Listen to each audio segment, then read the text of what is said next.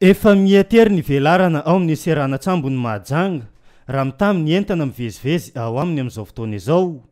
Eo amin'ny fitadiavana vahaolana mahakasika izay indrindra ny ministera amin'izao fotoana izao,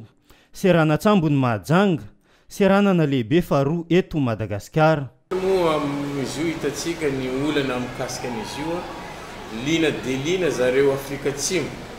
mifanampinatsika amin'ny fanamboarana seranatsambo satria ny kapasite ny seranatsambo efa kely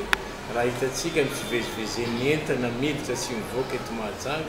Mahajanga moa deuxième port national indrindra eto resaka varotra nefa fahitatsika ao zao fa miatery ka eo amin'ny fitadiavana fomba miaraka amin'ny ministera mazava ho azy sy ireo afaka manampy atsika no ve atsaraina io